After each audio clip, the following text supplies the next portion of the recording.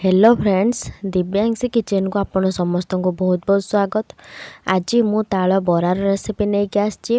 ताल को किपरि कढ़ा जीवो, किपरि तार रस बाहर करा जीवो आज मु सबू देखैबी। तो चलंतु डेरी न करी वीडियो को शेष जाए देखिबा। फास्ट मु ताल को 2-3 थर बाड़े की तार ऊपर मुंडी को प्रेस करी एई भली बाहर करी नेली। आउ सेथिरे लागिथिबा बाली को पानी रे धोई सफा कर देली। एबे मु ताल को 2 फाड़ करी तार मंजीर चपा गुड़ाक सब काढ़ी देली।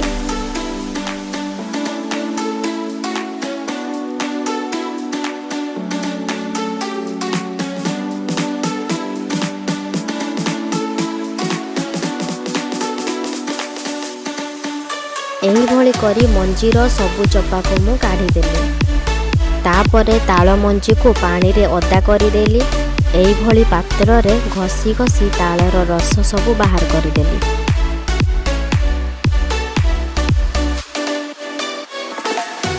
एही भली करी ताल मंजी मु सबु रस बाहर कर नेली। किले अरुआ चाउल को मु 2 घंटा पानी रे बतुरे के रखी देथिली। तापरे गोटे कपड़ा रे चाउल को फ्यान दे 15 मिनिट सुखे देथिली। चाउलटा दर सुखा हो सारा पर मुझे ग्राइंडर ग्राइंड करी नहीं चूना बाहर कर नेली। एबे मु बरार बेटर रेडी करी।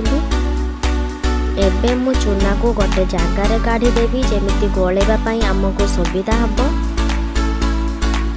एबे मु चूना रे ताल रस अल्प अल्प देई सब को मिक्स करी नेबी। बेटरटा आमर सुखिला रहिला तो आउ जेतिकी ताल रस मु सेथिरे देई सब को मिक्स करी नेबी।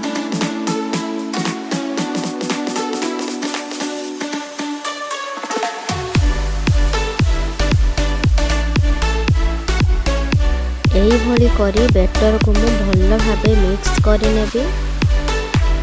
एबे मु सेथिरे हाफ चामच लूण टिके पके मिक्स करी ओवरनाइट रखिदेली कभर दे। बेटर रे टिके लूण पके रखिले बेटरटा आमर बढ़िया भाबे फुली जिवो। एबे आमे कभर काटी देखिबा बेटरटा आमर बढ़िया भाबे फुली जाइछि। एबे सेथिरे स्वाद अनुसार लूण पकेबा।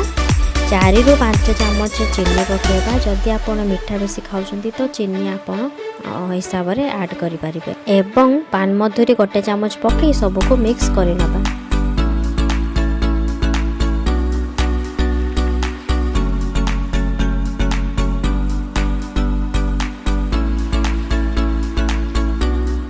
एबे मु गरम तेल रे सब बरा गुड़ा गोटे पर गोटे पके सब फ्राए करि नेबी। मने रखिबे फ्रेंड्स, बरा फ्राए कला बेले गैस रो फ्लेम को हाई एवं लो मीडियम रे रखिबे। एमिति कले बराटा भीतर भल भाबे सिद्धि जीवो। देखंतु फ्रेंड्स, बेटरटा बढ़िया भाबे फुली जाइथिला बोली बराटा भी बढ़िया भाबे फुली जाइछि। मु जेमिति कली आपण माने सेही सेम प्रोसेस रे बनेबे। देखिबे बराटा भी बढ़िया टेस्ट हबो। एबे बराटा भी हमर बढ़िया भाबे कलर आसी गलानी। एबे आमे गोटे प्लेट को काढी नबा।